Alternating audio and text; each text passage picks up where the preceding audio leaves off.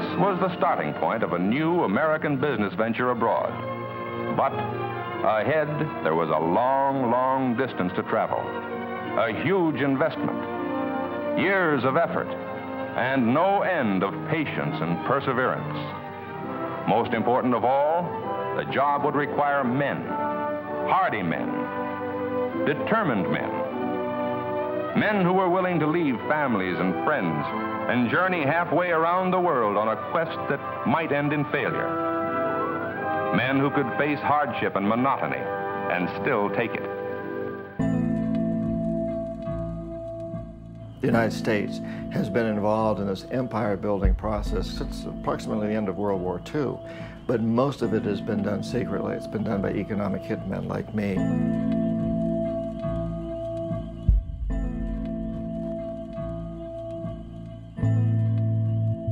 CIA agents don't call themselves spooks or spies, and they don't usually even call themselves CIA agents. They're the commercial attaché or the political attaché at a U.S. embassy or something. They put some other official title. It's not usually spy or even CIA agent. And it was the same with us. It's economic hitman is a generic term, and but it's not one that you don't put on your business card.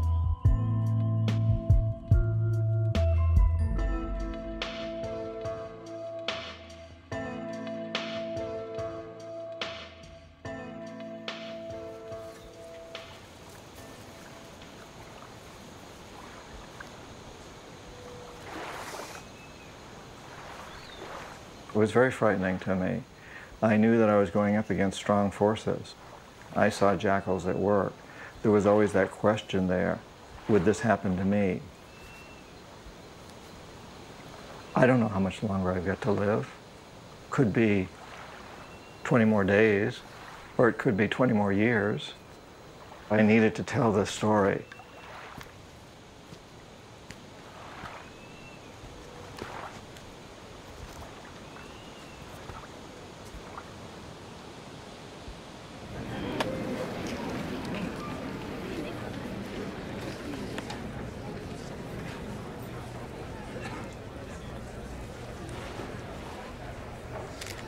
Buenas noches.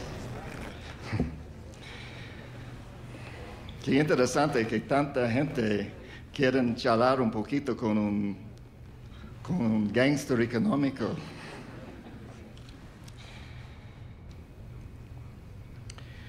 Bueno, empezamos. Disculpe mi español y también disculpe mi vida.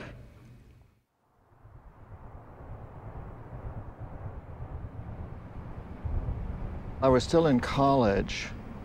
The National Security Agency, the United States' largest and probably most secretive spy organization, recruited me.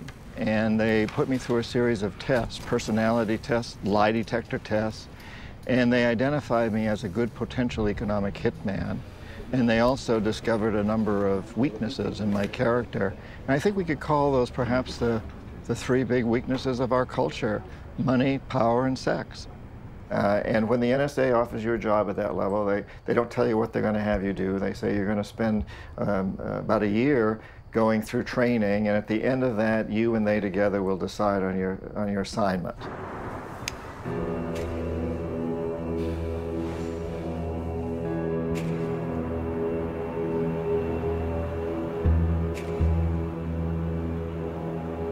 I was at the Boston Public Library, which was right near the Charles T. Main offices where I worked, and I was doing research on some of the countries where I was working, and I was there looking for some information. I was having a difficult time finding some.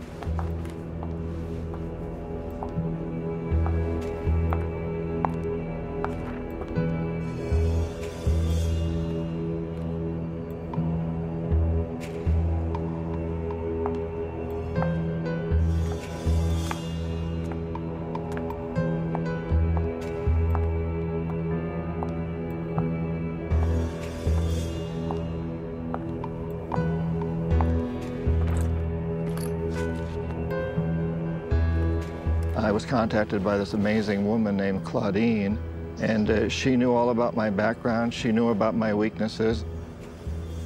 She came up and put a book in front of me on the desk, open to some of the information I was looking for, and her card was there, and it said consultant to Charles T. Main, which was my company.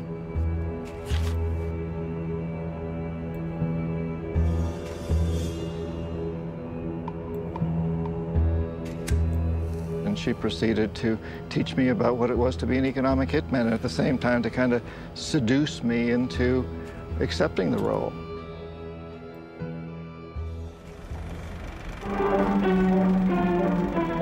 Wherever the limited water supply permitted, wheat was grown. And the Arab, essentially good-humored in spite of his hard life, would make a little dance and a little song as he threshed the grain. And for townspeople and Bedouin alike, life was an endless struggle. None of them knew that this desert, barren of natural resources to the outward eye, had been blessed by nature beyond the wildest dreams of those who raided and struggled for life across its sandy, wind-swept wastes. We economic hitmen worked in many different ways, but probably the most typical way was that we would identify a country, like a third world country, that had resources that our corporations want, such as oil. And then we would arrange a huge loan to that country from an organization like the World Bank. But most of the money would go directly to some U.S. construction company or other contractor, such as a Bechtel or a Halliburton.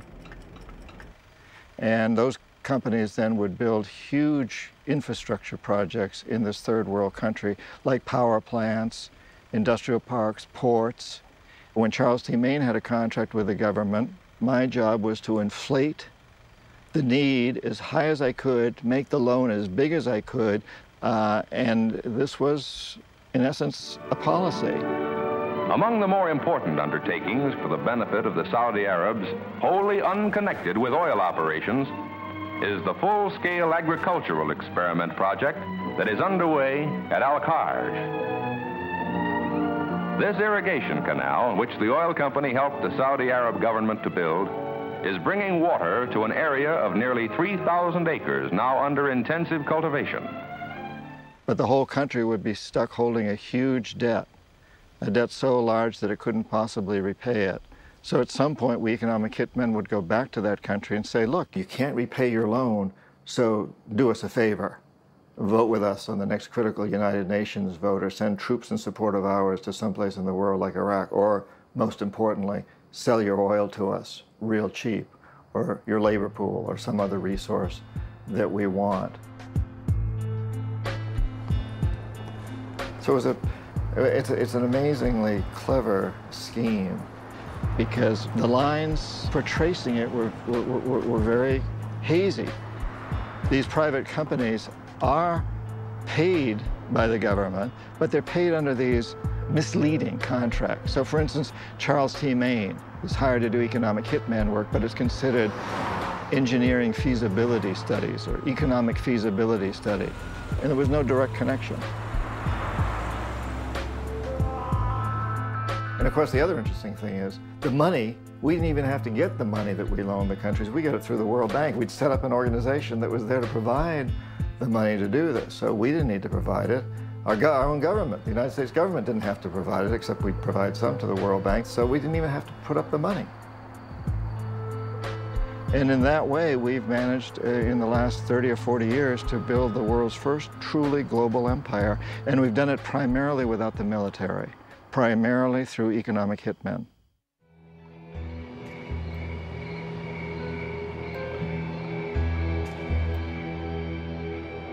Claudine was very frank with me. She said, you know, this is a dirty business. If I were a banker and I were to offer a loan to someone, knowing full well that the person couldn't possibly repay the loan, but I made this offer because I wanted to get something from the person later on, that would be a crime in the United States. That's illegal.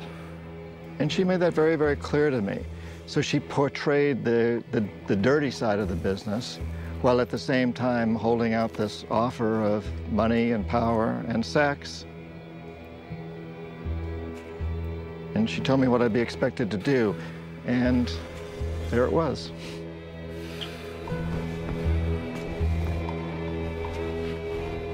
And she let me know that I shouldn't consider going into that work, even taking my first assignment, unless I was convinced that I was going to stick with it, because, as she put it, once you're in for life.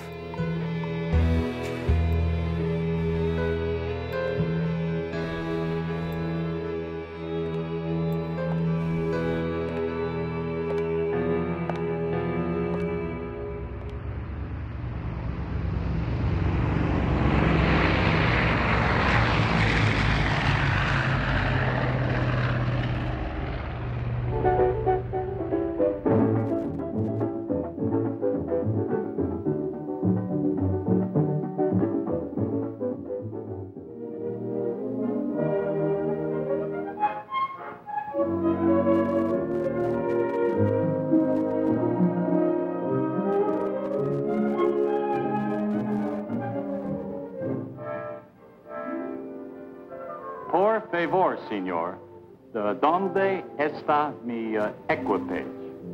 No comprendo, señor. Favor de pasar por aquí.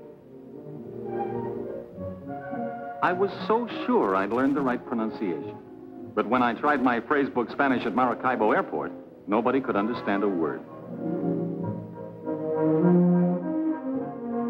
It brought home what I was told in the briefing sessions by Creole.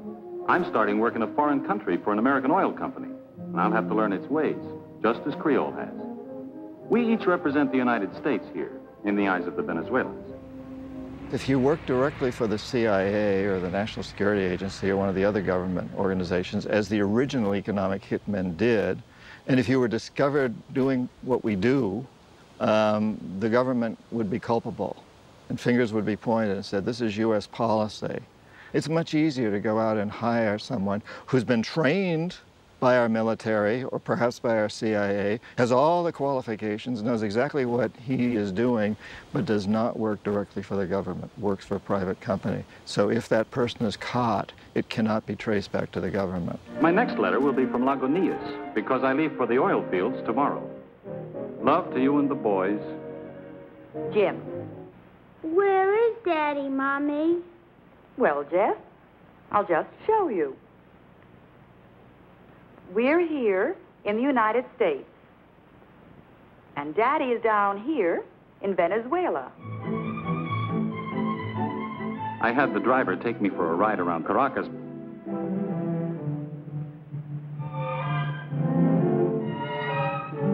He showed me the news sections in the East, where just 10 years ago there were sugarcane and coffee plantations.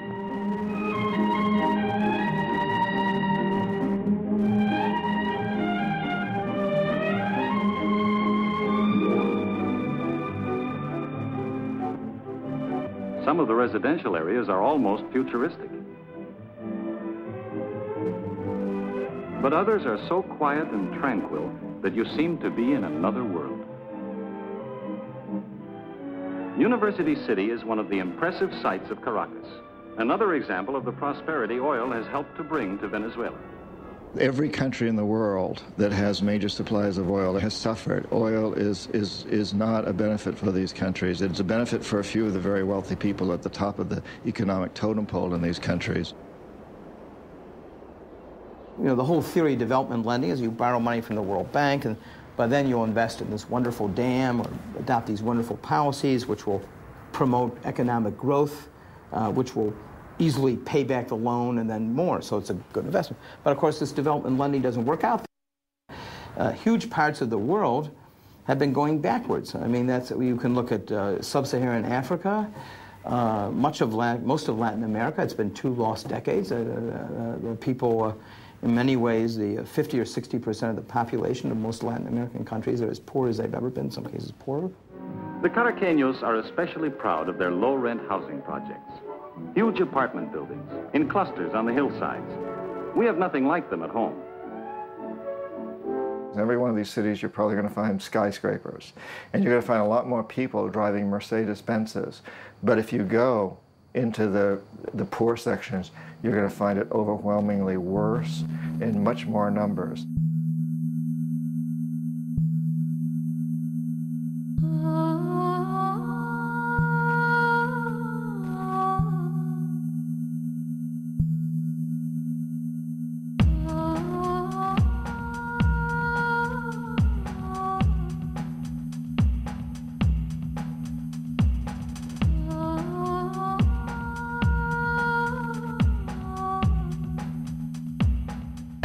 What they don't teach you in school, what you don't think about in general, is that when you help a country's economy, you don't necessarily help its people. You sometimes only help a very few of the very rich at the top, and that's true throughout what we call the third world.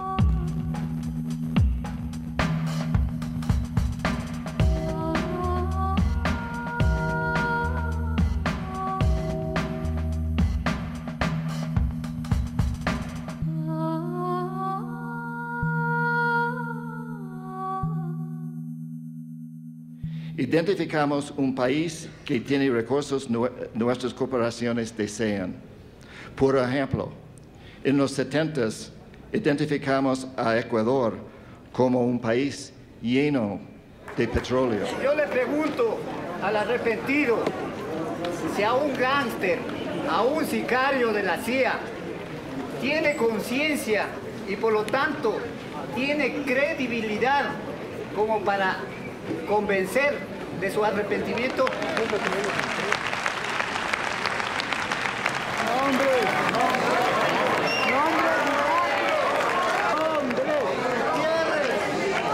Nombres y datos concretos.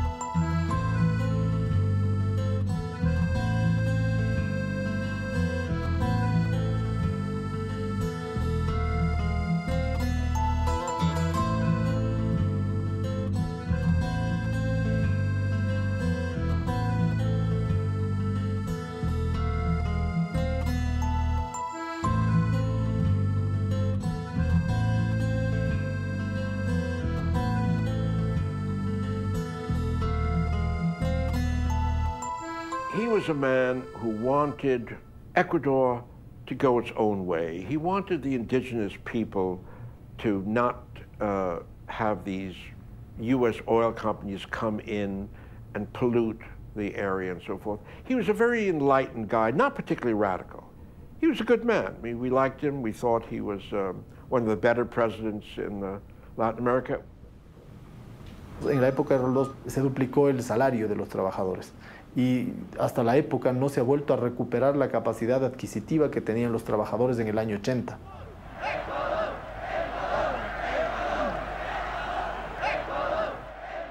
Mi papá siempre, cuando le preguntaban cómo quería ser recordado, si como un gran presidente, si como un hombre brillante, y él era un hombre brillante, extremadamente inteligente, él una vez respondió como un hombre bueno. Jaime Roldós was in favor of a Hydrocarbons Act that protects the oil of Ecuador and makes sure that the Ecuadorian people get a fair share of the profits of the oil that's taken up.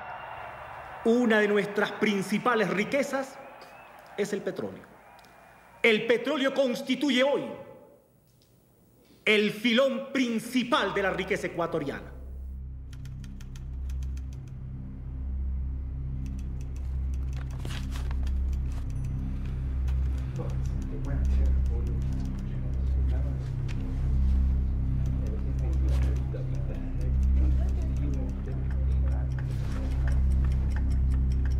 As soon as one of these presidents is elected, he's immediately visited by an economic hitman.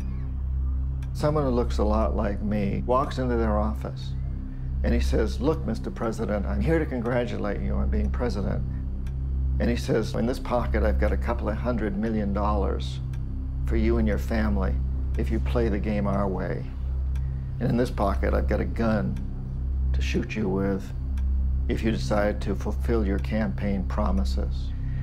The decision is yours, but I want to remind you, remember Salvador Allende, remember Arbenz, remember Patrice Lumumba, remember, there's a whole list of them. And these presidents all know, they know what happened to those people. Anyone that went up against the corporatocracy either died or got taken out of office. So what would you do in a situation like that? You know, I think we all have to ask ourselves, what would I do if I was in that situation? It's very, very difficult. Definitivamente, si uno ve los últimos meses de su mandato, Básicamente, desde enero, fundamentalmente, encuentra muchos hitos de presión, ¿no? Constantemente parece que recibía amenazas, recibía papeles que simplemente leía, rompía y tiraba, ¿no? Y eran muchas, aparentemente eran muchas amenazas contra ellos. Mi mamá estaba preocupada.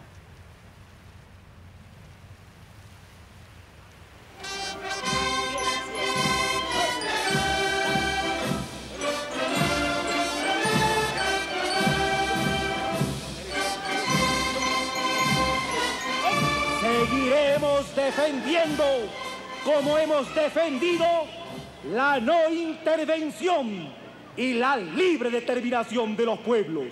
Y saludamos con beneplácito los avances democráticos que hacen los pueblos del mundo. Procuramos una América Latina más unida, más fuerte y más solidaria. When the economic hitmen fail, the next step is what we call the jackals.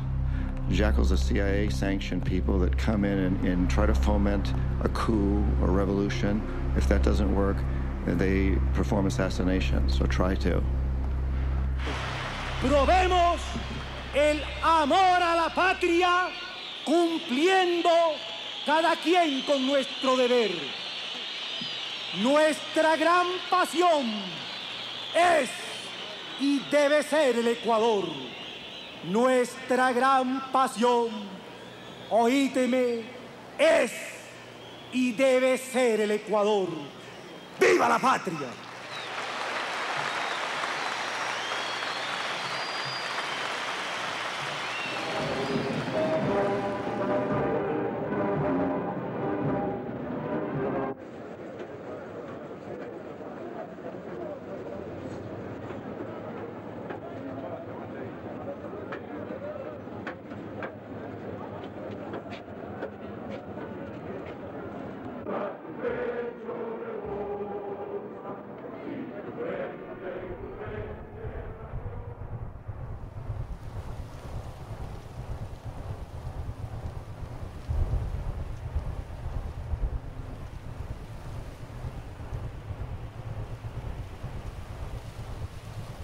After the plane crash, the whole area was sealed off, and not even Ecuadorian police were allowed into it. The only people allowed into it were U.S.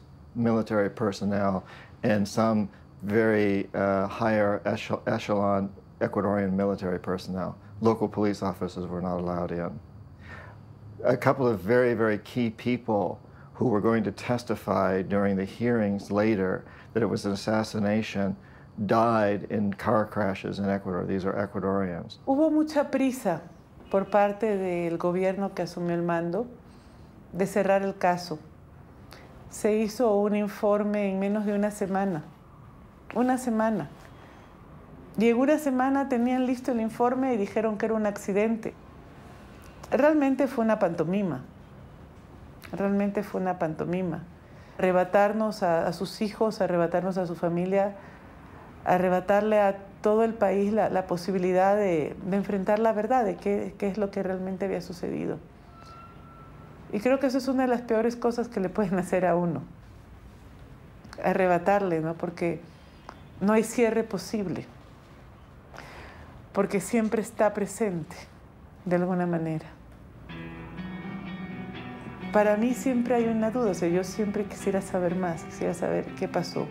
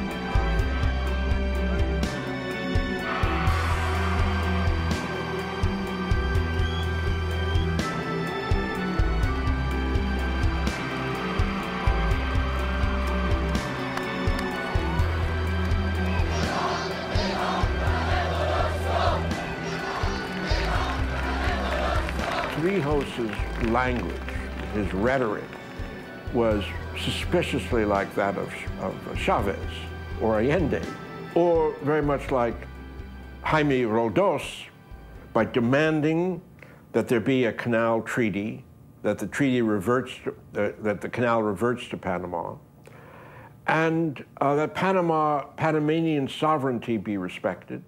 He basically said no to the United States. He said, we're not going to do things your way anymore. This canal belongs to the Panamanian people. It bisects our country. We want it back, and we should have it back. This brought tremendous pride to Panamanians to have him say this. It changed their attitude tremendously. It increased their spirit.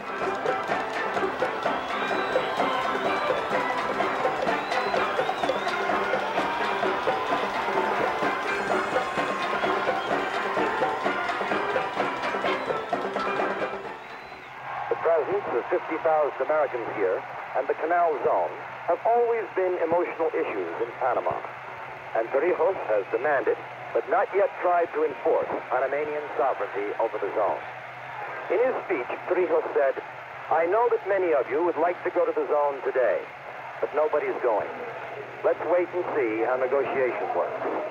We have a sole recourse if our talks with the United States fail, the Panamanian strongman added. If we have to die, we will die because we want a freer country. Since the Panama Canal was a very strategic waterway, the dilemma of the United States is, will you allow this man to be, in control of a strategic waterway?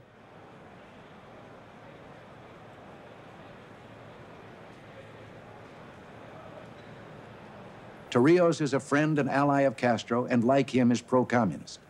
He threatens sabotage and guerrilla attacks on our installations if we don't yield to his demands. Well, the Canal Zone is not a colonial possession. It is not a long-term lease. It is sovereign United States territory, every bit the same as Alaska and all the states that were carved from the Louisiana Purchase. We should end those negotiations and tell the general, we bought it, we paid for it, we built it, and we intend to keep it.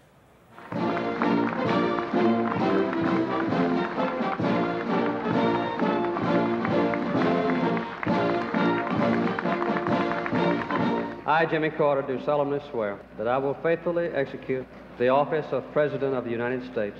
Congratulations.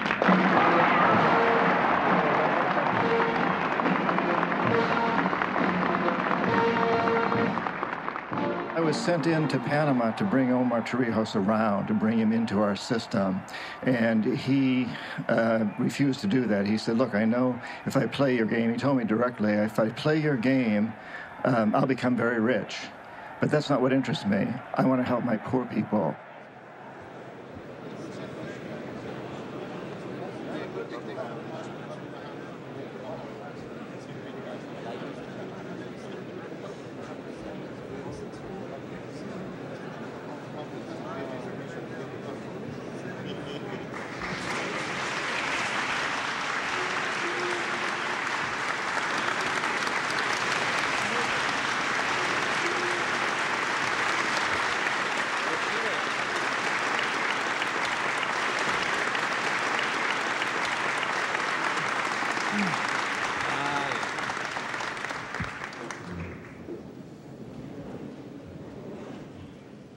Ladies and gentlemen, the head of government of Panama, Mr. Torrijos Herrera, and the President of the United States, Mr. Jimmy Carter, today conclude a process where nobody negotiated in fear and where no one was afraid to negotiate. We are here to participate in the signing of treaties which will assure a peaceful and prosperous and secure future for an international waterway of great importance to us all. But the treaties do more than that. They mark the commitment of the United States to the belief that fairness and not force should lie at the heart of our dealings with the nations of the world.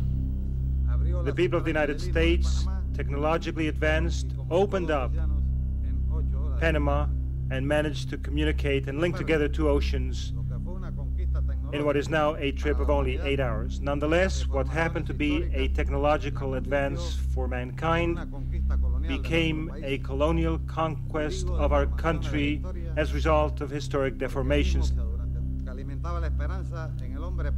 What made Panamanians hopeful and what strengthened Panamanians' patience was the firm conviction that the American people are not a colonialist people. It was a terrible burden for me that I knew that if I didn't really want to corrupt Torrijos because I admired his courage and his honesty and his determination to help his poor people. I admired that. On the other hand, it was my job to corrupt him, and I felt that if I didn't corrupt him, then the jackals would come in and something much worse would happen to him. My presence here, together with the leaders and statesmen of this hemisphere, represents the conclusion of many struggles on the part of many generations of Panamanian patriots.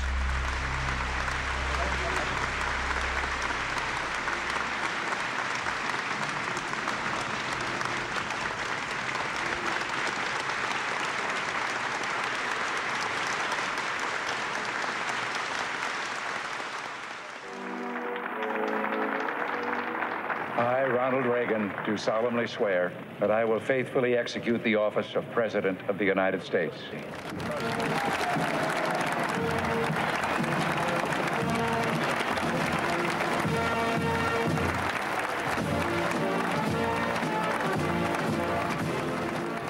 Todo el clima político cambió en América Latina.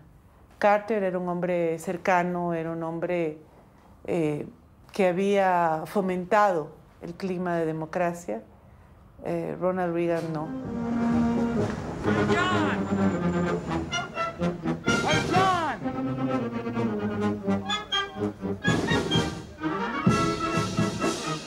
You, the men and women of the CIA, are the eyes and ears of the free world. You are the tripwire across which the forces of repression and tyranny must stumble in their quest for global domination. Yo creo que él estaba preocupado. Yo creo que la muerte de mi padre lo preocupó mucho, fue una especie de aviso.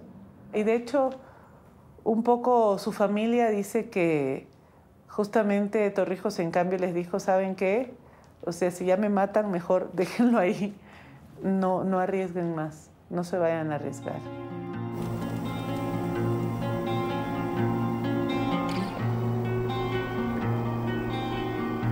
Good afternoon. This is a special news bulletin. Panamanian leader General Omar Torrijos Herrera has died. The 52-year-old strongman was killed when his Panama Air Force plane plowed into a mountainside during a pounding rainstorm in western Panama. His pilot and 5 other unidentified passengers were in the aircraft with him. There were no survivors. When I learned that Torrijos was killed, I was devastated. I was very, very sad. Personally, I admired the man. He was fun, charismatic. I really liked him. And I was also terribly saddened for what it represented, for the symbolism that it deeply struck me that this is what my country does. General Torrijos is the second Latin American president to die in a plane crash in the last 3 months.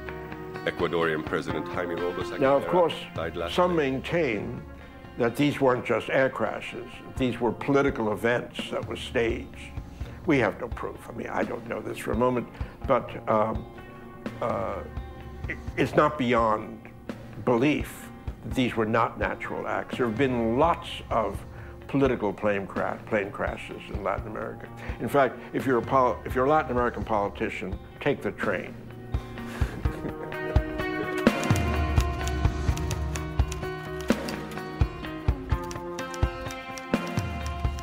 From the beginning of my tenure as an economic hitman, it bothered my conscience. And I was very torn. Up to that point, I'd lived a good life. I'd traveled first class all the time, but I'd reached a point where I could no longer justify this. I knew what we were doing was absolutely wrong. It was not to the best interests of humanity. It was not to the best interests of the future of the United States. It was totally contrary to those things, and I'd really begun to accept that.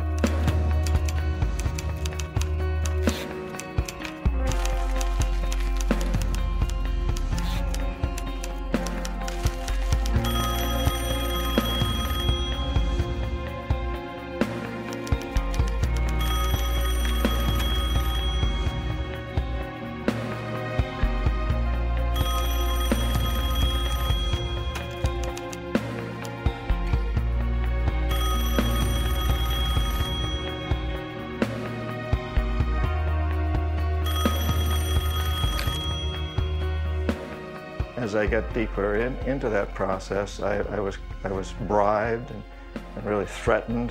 If I talked to people, if I let the word get out that I was in the process of exposing what we had done, it became very clear to me that I would pay serious consequences. And at the same time, at one point, I was offered about $500,000 not to write the book.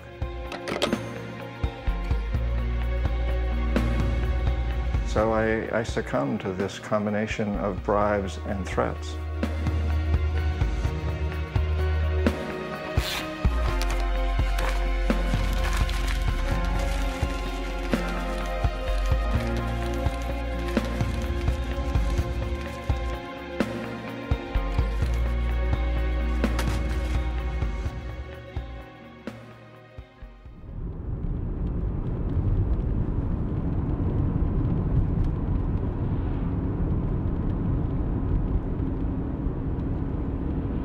Being back in Ecuador for me is a mixture of feelings.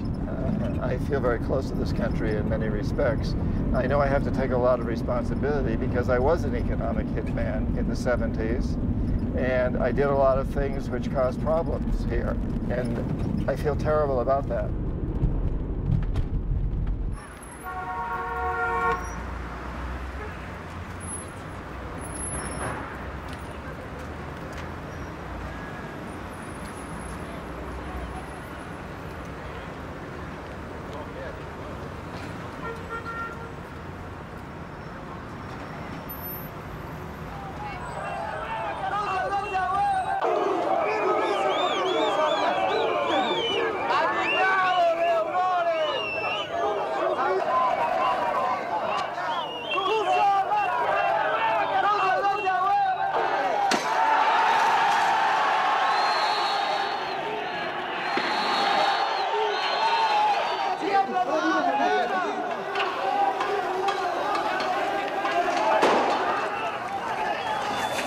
Hubo gente que hizo sus carreras políticas sobre los cadáveres de mi padre. Se barrían los cadáveres debajo de la alfombra por la gobernabilidad. Y hemos llegado a un país que es ingobernable en los últimos años. The fact that we took Roldos out served an incredible notice on any future presidents of Ecuador. You know, so when the economic hitmen go in and say, you know, here's a couple of $100 million for you and your family, or if you don't take that, here's a bullet.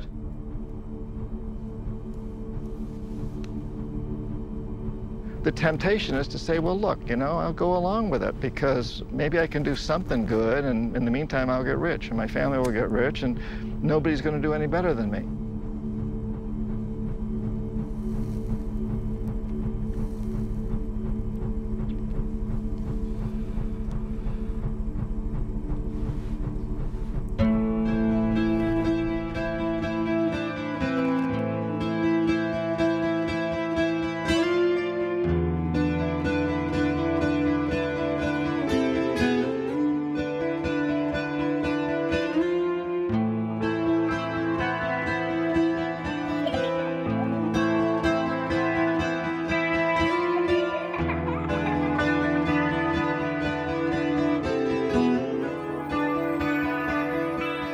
Más del 50%.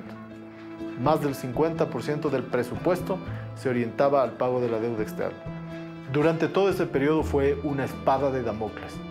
Fue el chantaje continuo con el que los organismos impusieron las políticas, organismos internacionales, me refiero al Fondo Monetario, el Banco Mundial, impusieron políticas muy antipopulares.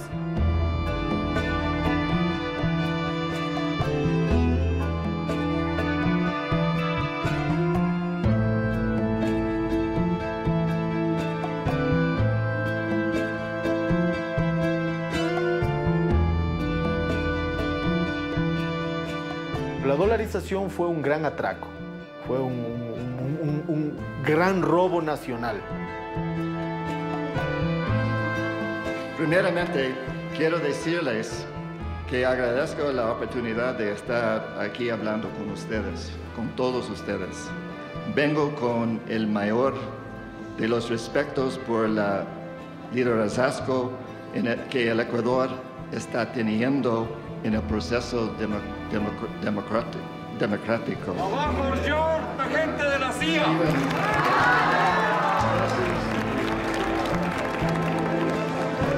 ¡Viva John Pérkins, próximo presidente de Gringolandia! La noche de los gringos,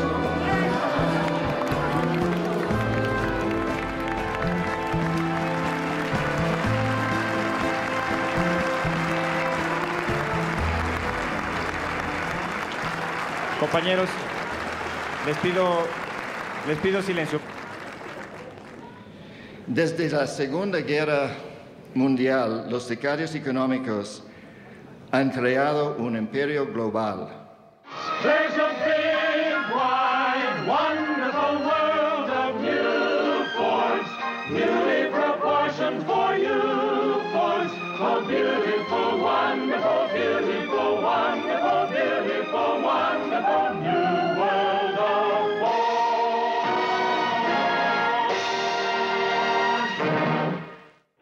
I have asked Robert McNamara to assume the responsibilities of Secretary of Defense, and I'm glad and happy to say that he has accepted this responsibility. Mr. McNamara leaves the presidency of the Ford Company at great personal sacrifice. What do you believe that will cost you? More than I'd like to say. There will be profits foregone of approximately $3 million during the next 3 to 4 years. Robert McNamara was a very, very significant player in all of this. And of course, in a way, he represents the corporatocracy, because the corporatocracy is composed of 3 pillars: the heads of big corporations, the heads of big banks, and the heads of government.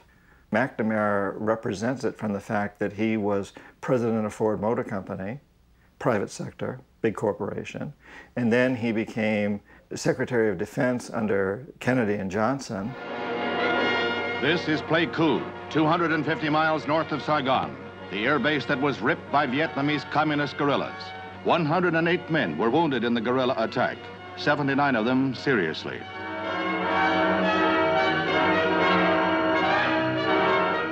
U.S. representatives in Saigon met with representatives of the South Vietnamese government. They jointly agreed that joint retaliatory action was required.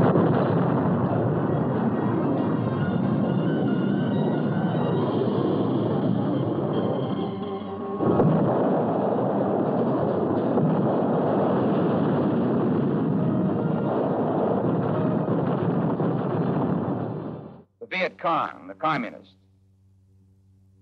have lost 89,000 men killed in South Vietnam. Thousands of demonstrators opposed to the Vietnam War assembled in the nation's capital for a mass protest. For the most part orderly, minor scuffles did occur between the demonstrators and hecklers. Robert McNamara, when he was Secretary of Defense, was there during a great deal of the Vietnam War. And he saw the futility of trying to expand empire through the military.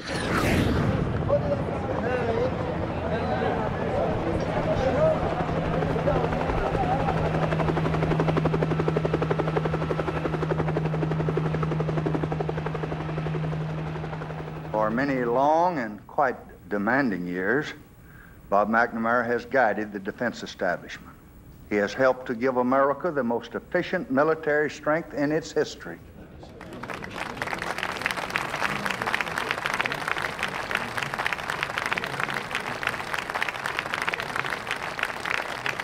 In this intensely loyal, brilliant, and good man, America is giving to the world, and if I may be personal, I am giving the world the very best that we have to win the most important war of all. He really made the World Bank into what it is today. When he entered the World Bank, it was lending about $900 million a year. When he left in 1981, it was lending $12.5 billion a year. And then he was the one who who really made poverty alleviation the bank's mission. It was McNamara who really came out with these very typically American sort of missionary statements about we have to be our brother's keeper, you know, and help the poor and all this. And he really inspired people at the bank. They thought, well, this is just a, you know, we have a real mission, you know.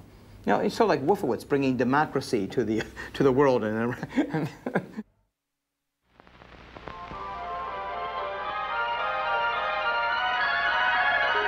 You are about to know the thrill of seeing that which has never been seen before. You are about to enter a beautiful, exciting, wonderful new world. For the first time in history, you'll see not one, not two,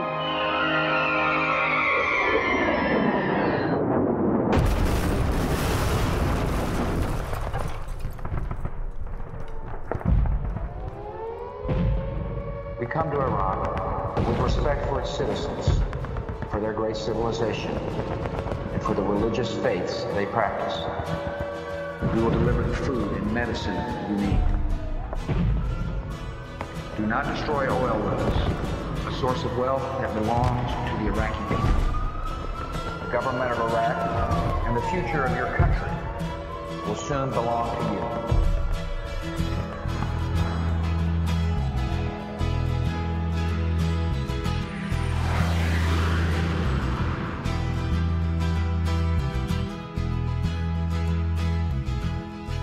We provided Saddam Hussein with a great deal of money and weapons. In fact, we brought Saddam Hussein into power. We lent him billions of dollars.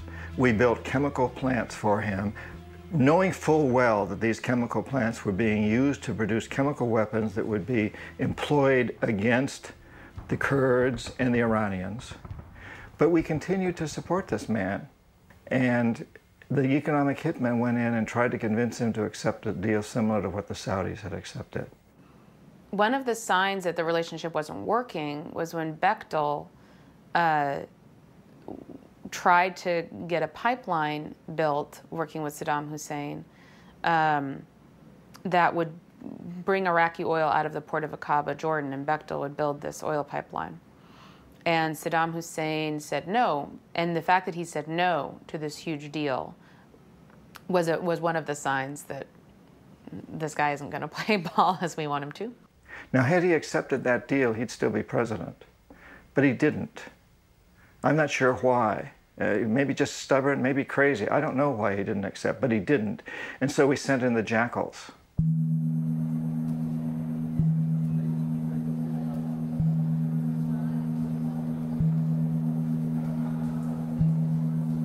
We had a series of CIA teams. I was head of one of them to go in and actually see if we could do a coup d'etat. When we went in, we walked across the border. We got in touch with military officers in January 1995 who said, yes, we can do a coup d'etat.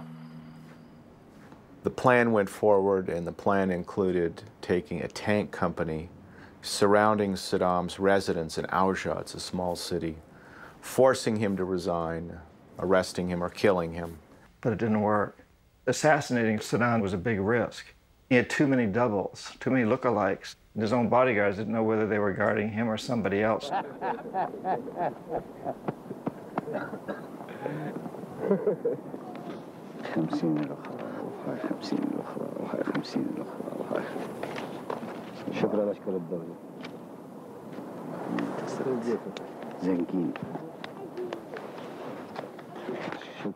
And so we sent the military in, the last resort. You got the economic hitmen. When they fail, the jackals go in. If they fail too, then as a last resort, we send in the military.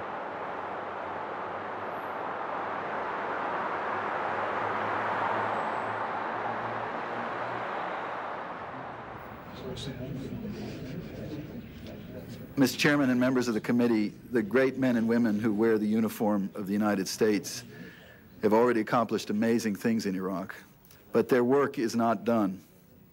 We owe it to these noble Americans, to their Iraqi and coalition partners, and indeed to ourselves and to the world, to finish the work that they have so nobly advanced. Wolfowitz.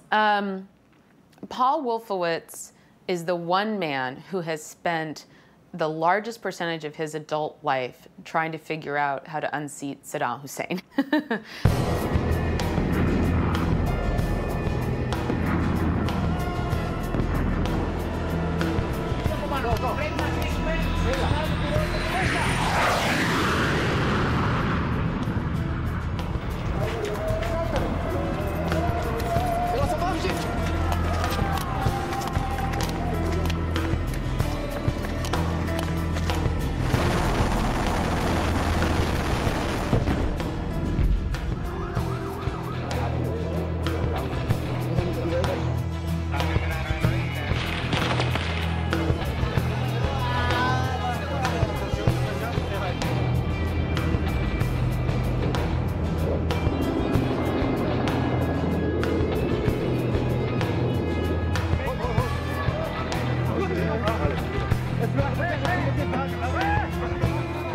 So we sent in the military, and we did take him out.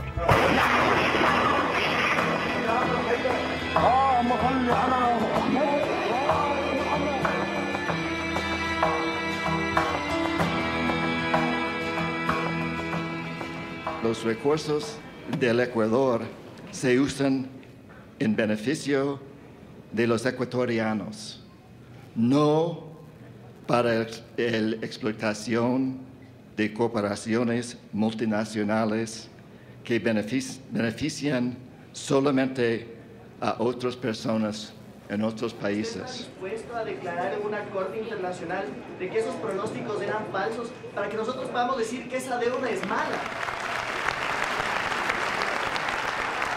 Ellos saben que nos han estado robando, que hemos pagado cuántas veces la deuda externa y muchos insisten todavía en negociarla, en pagarla. Cuando uno también sabe perfectamente que no debemos pagar, dicen, no podemos pagar una deuda que ya está 10 veces pagada.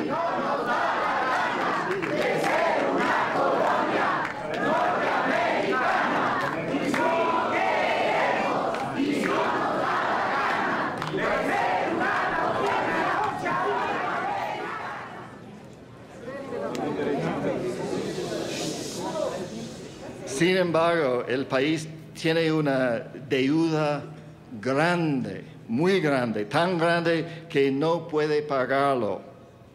Esto es una parte del plan. Esto es lo que pasó en Irak. It is a fallacy to say that there was no post-invasion plan for Iraq. There was a very clear plan. It was an economic plan to restructure the economy so that it would be switched from an economy that was essentially closed to foreign corporate access to one that was sort of a dream work of foreign corporate access.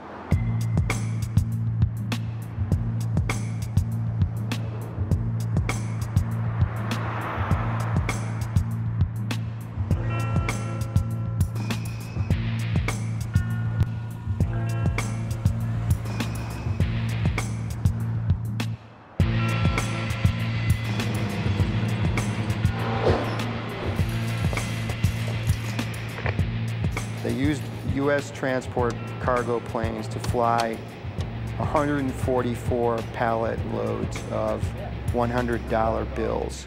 Tons of American cash were flown over there.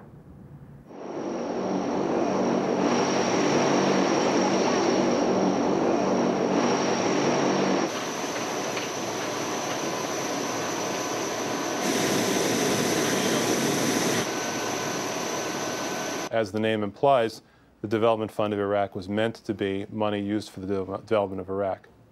We, the Coalition Provisional Authority, that was the sovereign government for Iraq, held those Iraqi funds in trust for the Iraqi people. And we dispersed against it for projects that were designed to build the country, that is, help the Iraqi people. That was the intention, that was the ideal. In reality, that system broke down in many ways. It's a total looting situation. in Iraq. We're stealing everything, basically. It's not just about oil, it's about everything. Yes, there's money being stolen, there's tremendous amounts of corruption. And there's a picture of $2 million sitting on a table behind 3 of the government officials in Baghdad who were just handing out the cash to people. That's all they were doing, just handing out the cash all day long.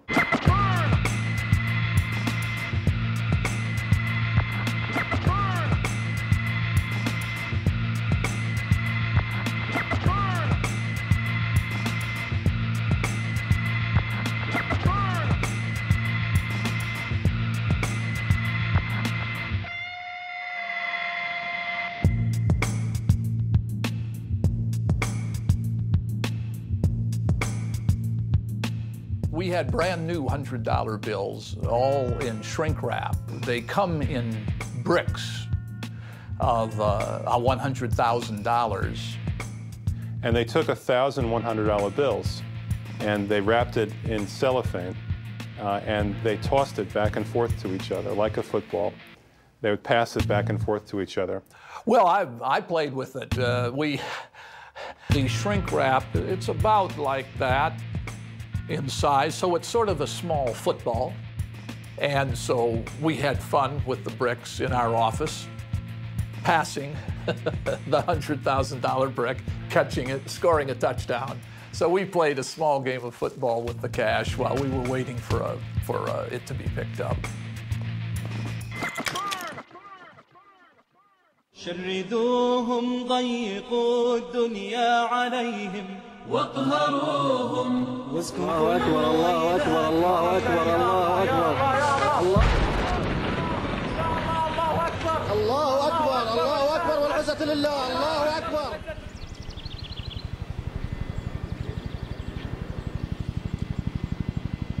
Thank you, Mr. Governor. It's my 3rd time back in Mosul, and I must say I've enjoyed it every time I've been here. Starting July 1st, Iraq will have its own government again. What? Starting July 1st, Iraq will have its own government again. بدايتنا مع شهر تموز 1 تموز سوف تكون لدينا حكومة عراقية جديدة.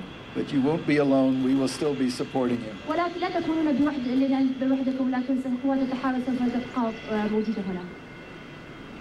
We have spilled blood with you and for you. نحن هدرنا دمنا معكم ولأجلكم. And your success will be our success. ونجاحكم هو نجاحنا.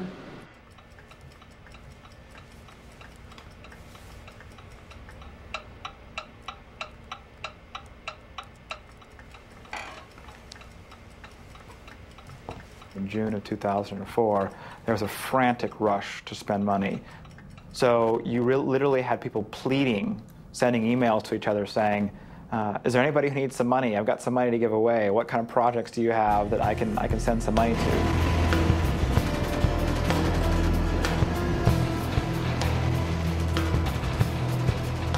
There were some military helicopters, 3 military helicopters were contracted and sent up to Erbil to drop off the money. They then come back to Baghdad, and on the way back to Baghdad, they realized that they hadn't gotten a receipt for the money. They had no way to account for how much money had been dropped off. We'd forgotten to get a bill for $1.4 billion.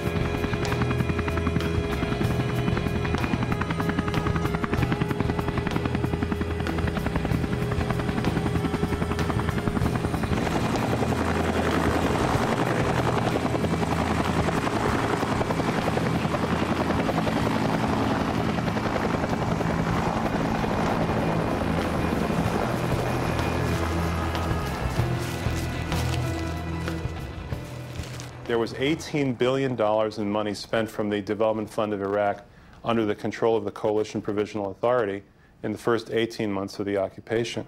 Half of that, $9 billion, is unaccounted for. Nobody knows where it is. Nobody knows what happened to it. Nobody can tell you exactly how much money went into the reconstruction using Iraqi money. That's a black hole. We don't know who it went to or what it went to. We know that about $9 billion was lost during the initial months of the occupation.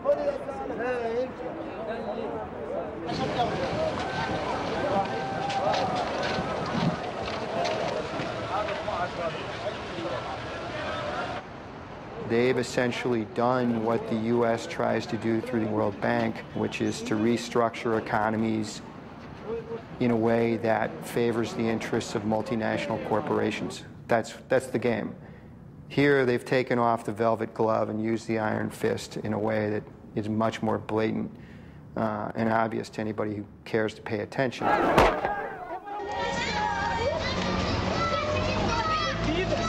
they coming? You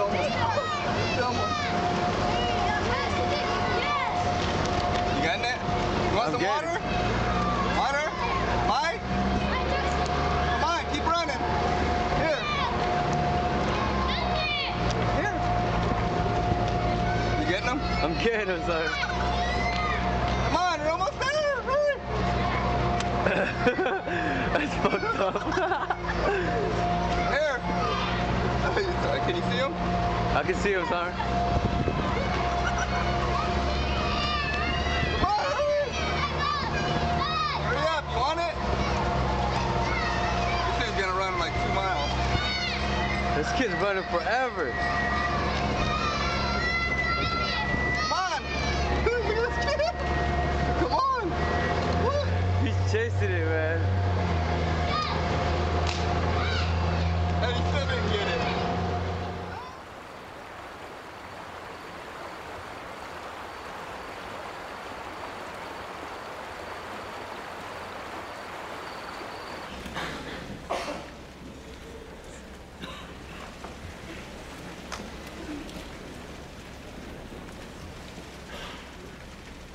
I appreciate the world leaders taking my phone calls as I explained to them why I think Paul will be a strong president of the World Bank. I've said he was a man of good experiences. He helped manage a large organization. World Bank's a large organization. The Pentagon's a large organization. He's been involved in the management of that organization. He's a skilled diplomat. And Paul is committed to development. He's a compassionate, decent man who will do a fine job in the World Bank. I believe deeply and passionately in the mission of the World Bank.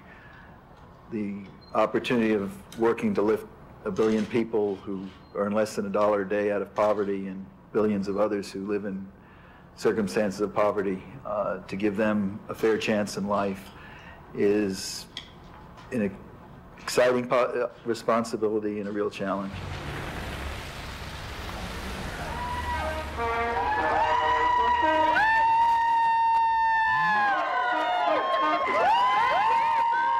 We'd like a few words with our winner tonight.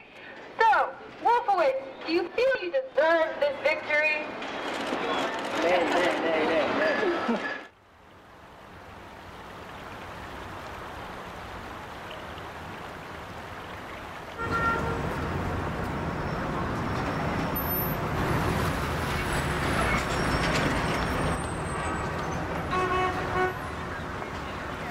They're basically economic hitmen, you know. They spent $20 billion out of Iraq's money in this unbelievably wasteful and unaccountable fashion, and now Iraq has trouble financially and, in fact, you know, is in debt, and that's very convenient for the U.S. government, because in order for Iraq to get credit and investment or IMF support, there are certain conditionalities, and one of those conditionalities is privatize your oil.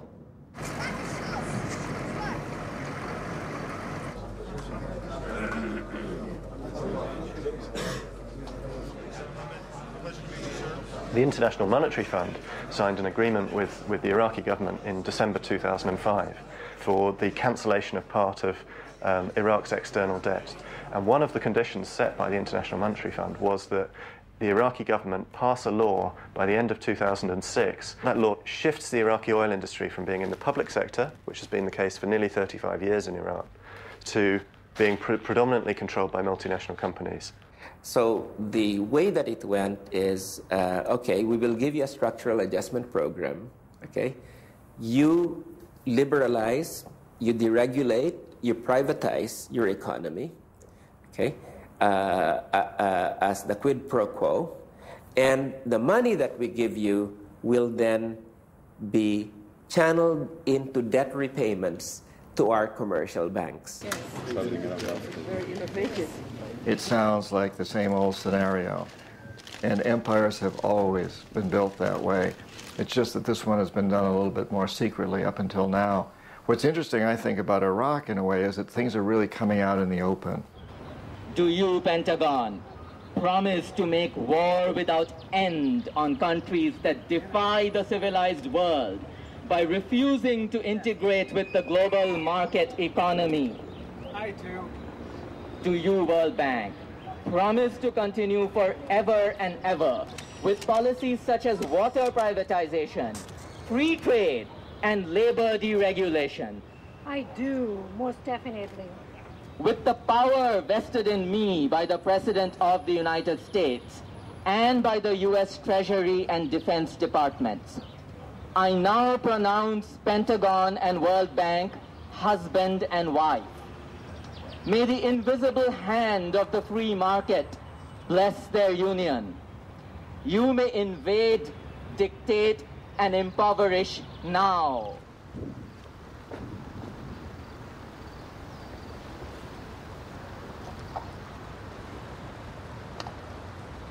One thing that has impressed me a lot as I've traveled around the world is not only that the poorest countries of the world need and value the relationship with us, but even the very successful developing countries still find a benefit from working with the World Bank.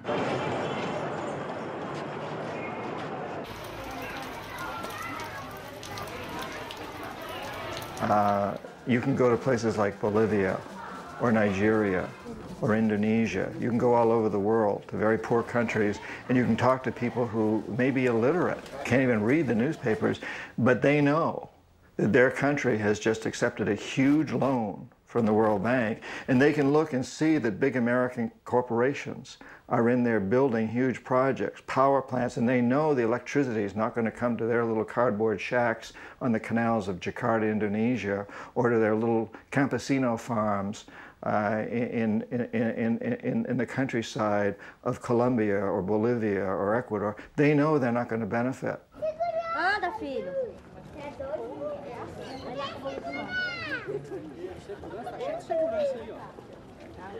Certain things are really very simple and very clear.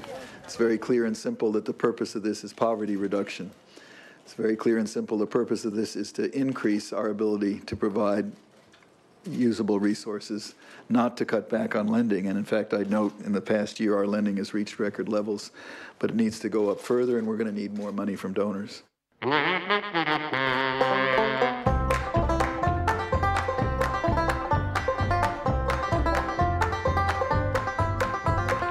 Said he'd be true to the mission, that hunger and want should end. And as all Afghans know, he's a man of his word, on that we can't depend. So be prepared for prosperity, it's coming to your door, cause there will be no poverty once we kill off all the poor. Last week he was bombing cities, now he's a financier. Pay your debts or say goodbye, all Wolfowitz is here. He'll lead us to freedom, and we will be so glad, just like those shoppers in that market in downtown Baghdad. Last week he was bombing cities, now he's a financier. Pay your debts or say goodbye, Paul Wolfowitz is here.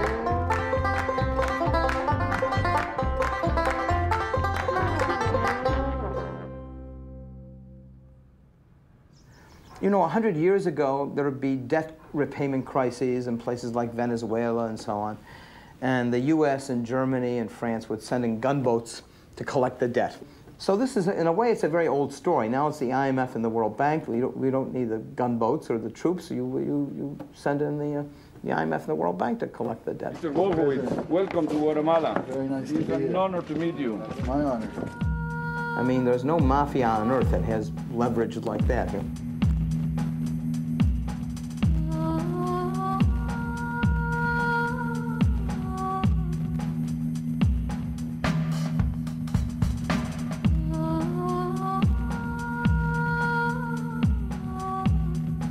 We looked at Saudi Arabia as our biggest success as economic hitmen, and probably the one that, in the long run, has had the most impact on world history for a long time. The king sees the oil development as the greatest single means to modernize his country and improve the living standards of his people. The Navy has said that Saudi Arabian oil is one of its most important strategic sources of supply.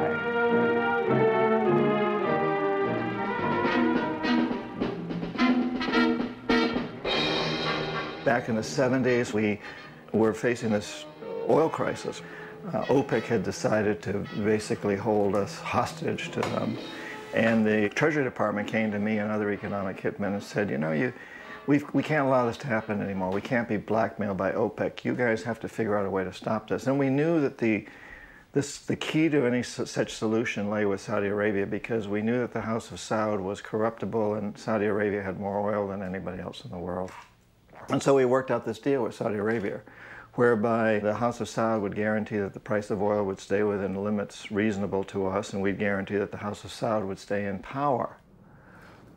So what we agreed to do was not investigate Saudi Arabia, not condemn it, not look into it if it would pump oil. It was a gentleman's agreement. You will not find a piece of paper. But it was always understood. Now, in the case of Saudi Arabia, in the long run, there was what we call blowback. It's a CIA term. It means that a policy that you think has worked to your advantage ultimately blows back in your face. If 15 of the suicide bombers on 9/11 were Saudis, right? How many Saudis have been indicted, have gone to jail for 9/11? None.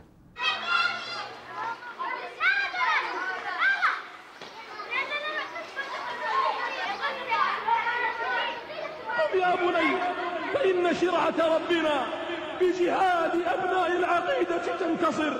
لن ينصر الإسلام أن تبقى هنا. لن ينصر الإسلام أن تبقى هنا. There's so much resentment, there's so much blowback in the world around this empire that the United States and its allies have managed to build in the last 3 or 4 decades. Monotony and poverty were the common lot. But in their abiding faith, they found solace. For religion is not worn like a cloak in the Arab land. It is a vital part of every good Muslim's life. Muhammad united the Arabs, purified their customs, bound them into one people, and filled them with a great faith. 5 times a day, even the humblest Arab stops his work, faces Mecca, and intones the sacred words of the Quran. La ilaha illallah wa Muhammad Rasulullah. There is no God but Allah, and Muhammad is his prophet.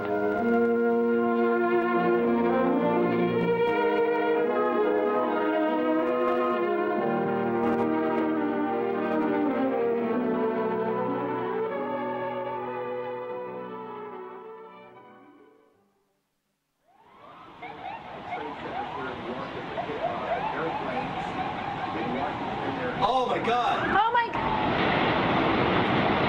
Oh my God! Oh my God! Oh my God! I told you! Oh my God! All these people! Oh my God! Oh my God! Oh my God! Americans are asking, why do they hate us? Oh my God! The turning point for me really to write the book was 9/11. After 9/11, shortly afterwards, I flew up to Ground Zero in New York, where the World Trade Centers had been. And as I stood there, this pit was still smoldering, and you could still smell burning human flesh. And I was greatly moved by this experience. And as I stood there looking into that terrible pit, I realized that I had to take responsibility for what was going on, that while Osama bin Laden may be a mass murderer who should be brought to justice, the fact of the matter is a great deal of the world looks at him as a hero.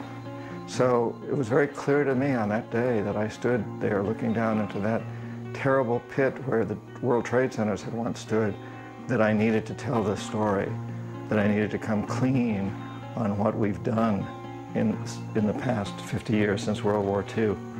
And I realized that the American people did not understand why someone had done what Osama bin Laden had done, and that we need to understand that. It needs to be very clear to us.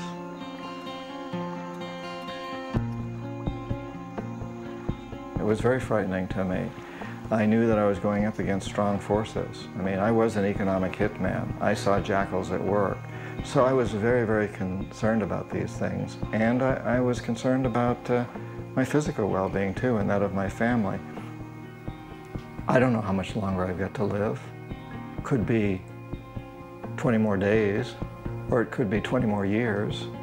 But it can't be a lot longer than that. In 20 years I'll be 80, and I may live a little longer, but you know, as a writer, as a productive member of society, and from that standpoint, I don't have a lot of time left. So I decided I want to devote the rest of my life, however long that may be, to making this a better world for my daughter and her brothers and sisters all over the world. And that's what I must do. And so it doesn't really matter what the repercussions are. I must write this book because that's taking the first step.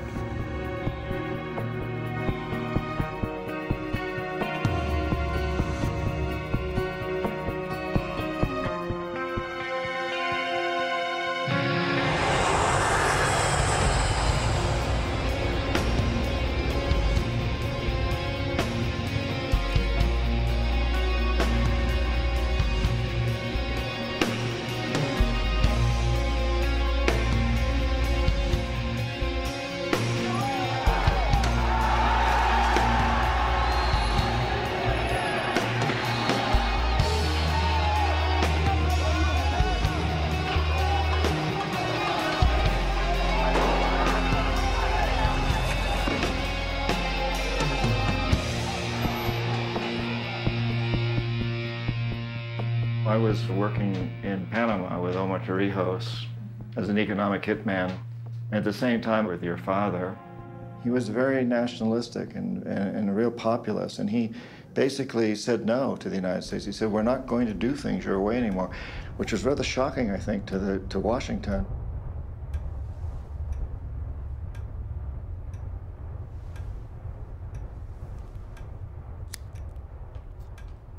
And part of my motivation was I wanted to succeed with Omar Torrijos, and I wanted to succeed with your father, because for me it would save lives. The thing is that when they died, for us was like the end of the world. I was 17. And what happened afterwards, and I remember it like a blur, because years after, I have to read about that period of time to remember, because I almost forget all that year. I almost forgot all that year. He said that Ecuadorian resources ought to be used to help the Ecuadorian people, not to make foreign corporations rich.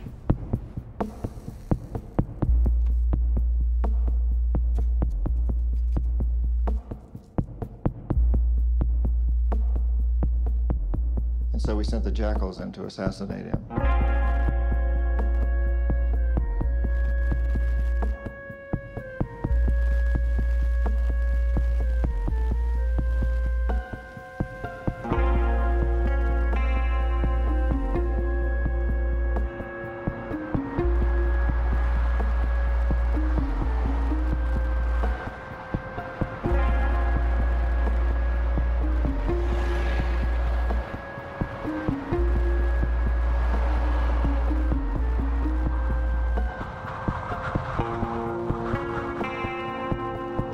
confesiones se dice claramente que en el caso de Torrijos, una pequeña grabadora dentro del avión en el que él viajaba tenía la bomba que estalla y que hace que ese avión caiga y muera Omar Torrijos. Sí, esta es mi opinión, sí. Y también yo creo que casi algo parecido pasó con Jaime Roldós. Es John Pérkins, lo reitero, Confesiones de un sicario económico. Esta noche en el Teatro Prometeo, a las 7 de la noche, ahí en la Casa de la Cultura. ¿Conoces ya el Prometeo, John? No, nunca he estado. Es absolutamente circular, es como los teatros griegos. Tú vas a estar rodeado de público. Entonces el público desde todos los ángulos te va a poder ver. Ah, muy bien. Que también es simbólico. No vas a poder ocultar nada. Ajá. Te vas a someter a otro detector de mentiras. Muy bien.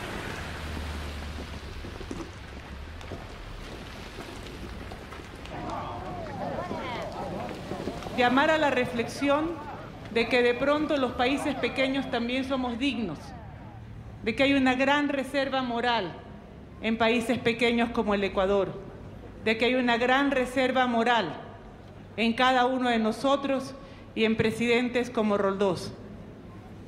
A mí aún me es difícil hablar de la muerte de mis padres, y en este momento sí, y aquí en este lugar sí, son como la hija de Jaime y Marta. Oyendo a estas palabras de Marta Roldós, me puso mucha emoción en mi corazón. Tengo que pensar un momento.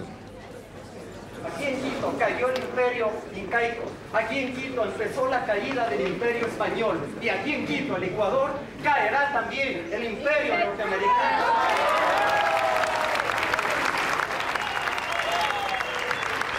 Dice, pero es que es elemental, ¿cómo entendemos? No se necesita tanta filosofía, tantas ideologías para entender de que todos los recursos que están en el territorio ecuatoriano tienen que ser para los 13 millones de ecuatorianos. Yo no entiendo otra cosa, yo no entiendo.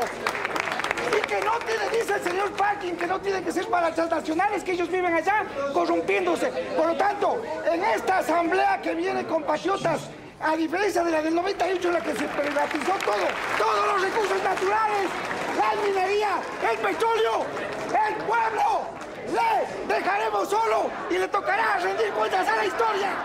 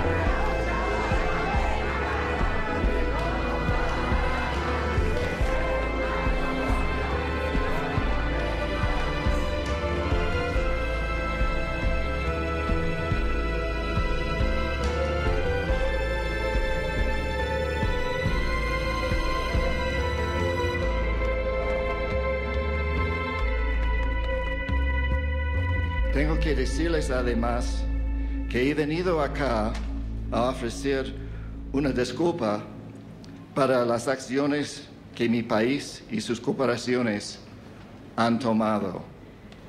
Debo aceptar mi responsabilidad personal por algunos de estos actos. Por todo esto, quiero disculparme.